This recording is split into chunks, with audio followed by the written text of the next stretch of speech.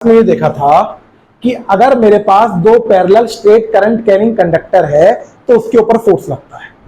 अगर मेरे पास दो parallel straight current carrying conductor है, ये दो पैरेलल स्ट्रेट कैरिंग कंडक्टर हैं और उनमें दोनों में जो करंट की मात्रा है वो एक डायरेक्शन में है, तो हमने देखा था एक कंडक्टर के ऊपर फोर्स ऐसा लगता है और एक कंडक्टर के ऊपर फोर्स इस तरफ लगता है।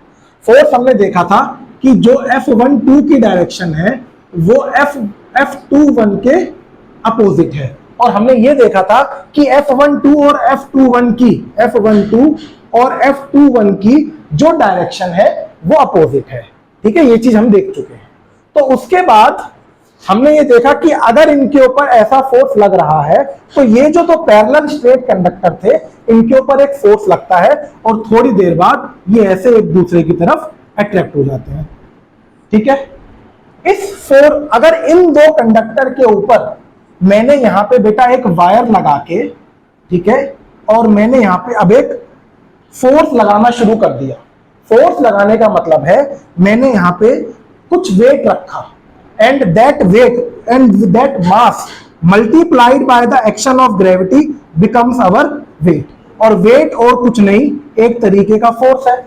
तो मैंने ये देखा धीरे धीरे जैसे जैसे मैंने यहां पे फोर्स बढ़ाना शुरू कर दिया, और फोर्स जब 2 × 10⁻⁻7 न्यूटन पर यूनिट मीटर हो गया, फोर्स इतना करा, और जब फोर्स इतना हो गया, शुरू से स्टार्ट करा, यूनिटी से शुरू करा, बढ़ाया, कम किया, ये एक्चुअल फोर्स बहुत कम फोर्स है, ये 10⁻⁻7 है। तो जब फोर्स इतना हो गया तो मैंने ये देखा कि उसके अंदर जो ये पैरेलल कंडक्टर थे जो कि एक दूसरे की तरफ अट्रैक्ट हो रहे थे, अब ये दोबारा पैरेलल हो गए।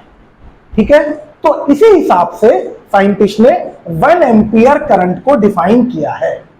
1 एम्पियर करंट आपके सर्किट के अंदर जब फ्लो कर रहा होगा, ये आपका सर्किट है, मतलब कि ये एक कंडक्टर, ये दूसरा कंडक्टर, इन दोनों कंडक्टर में 1 एम्पियर करंट जब फ्लो कर रहा होगा, जब हमारे यहां पे इस I1 की वैल्यू कितनी हो जाए, this I1 is equal to 1 ampere, this I2 is equal to 1 ampere, और जो इन दोनों के बीच में जो डिस्टेंस है वो कितना हो जाए, 1 मीटर।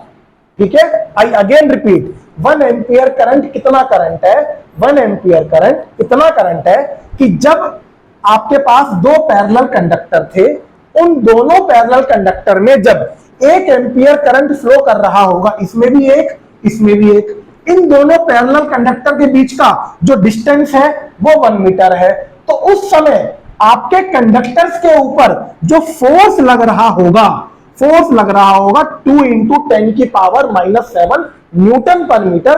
तो उस समय जो इसके अंदर करंट होगा वो एग्जैक्टली 1 एम्पियर के बराबर होगा। यहां डेफिनेशन लिखी हुई है, 1 ampere is that amount of current which when flowing in two parallel straight carrying conductors create a force of attraction which is equal to 2 × 10⁻⁻7। ये हमने देखा कि जब हमने करंट लगाया वो एक दूसरे की तरफ अट्रैक्ट हुए, और उसके बाद जो मैंने यहां पे फोर्स लगाया वो उतनी ही पावर का लगाया जितनी पावर से ये एक दूसरे को अट्रैक्ट कर रहे थे। ये थोड़ी देर में ऐसे हुए, बेटा मेरी सुनो, ये करंट के फ्लो होने से ऐसे हुए, और उसको मैंने जब यहां से खींचना शुरू किया, इस वाले फोर्स से खींचना शुरू किया, जब भी तो दोबारा अपनी पैरेलल स्टेट में आए होंगे। तो इसलिए 1 एम्पियर करंट वो करंट है जब इसके इस तार के ऊपर फोर्स इतना लग रहा होगा, और ये फोर्स केवल फोर्स नहीं है, this force is force per unit length. अब पिछली क्लास में हमने फोर्स इतना पता किया था, अब आप ये देखिए जो मेरे पास फोर्स पर यूनिट लेंथ है वो किसके बराबर है, μ0/2π I1 I2 डिवाइडेड बाय 2। पिछली क्लास में ये किया था मैंने। अगर मैं अपनी पूरी इक्वेशन को 2 से मल्टीप्लाई और 2 से डिवाइड कर दूं तो ये इक्वेशन मेरी क्या बन जाएगी, μ0/4π × 2 I1 I2 डिवाइडेड बाय 2। तो ये मेरे फोर्स पर यूनिट लेंथ की बराबर वैल्यू आ जाएगी। अब मुझे क्या पता है, मैंने I1 को क्या माना है 1, I2 को क्या माना है 1, D को क्या माना है 1, और μ0/4π की वैल्यू क्या होती है 10⁻⁻7। परमेबिलिटी ऑफ फ्री स्पेस ये हमारा कांस्टेंट है ना यहाँ पे मैग्नेटिक फील्ड के केस में, और मल्टीप्लाई बाय 2, तो फोर्स पर यूनिट लेंथ बेटा मेरा यहाँ पे कितना आ गया, 2 इंटू 10 की पावर -7। यही चीज हम ये कह रहे हैं कि जब आपके दो parallel straight current carrying conductor में फोर्स 2 इंटू 10 की पावर -7 न्यूटन पर मीटर हो जाएगा, तो उस समय हम ये मानेंगे जो मेरी तार में जो करंट फ्लो कर रहा होगा वो 1 एम्पियर होगा, and this is the definition of our 1 ampere. ठीक है, लास्ट क्लास में हमने ये फोर्स ऑफ अट्रैक्शन पढ़ लिया था, तो अब हमने फोर्स ऑफ अट्रैक्शन को अलग से डिफाइन नहीं किया कि ये हुआ कैसे, वो चीज मैंने वहीं से ली। अगर आपके करंट अपोजिट होते हैं, हमने ये देखा था, तो उसमें फोर्स ऑफ रिपल्शन लगता है। ठीक है, जो हमने अपने 1 एम्पियर करंट को डिफाइन किया है वो एक्चुअली फोर्स ऑफ अट्रैक्शन से ही डिफाइन किया है। ठीक है, इसको नोट डाउन कर दीजिए, what is 1 ampere current, definition लिखो, इस चीज को लिखो। ठीक, पेपर में 2 मार्क्स के लिए 1 एम्पियर करंट डिफाइन करना बहुत इंपॉर्टेंट है।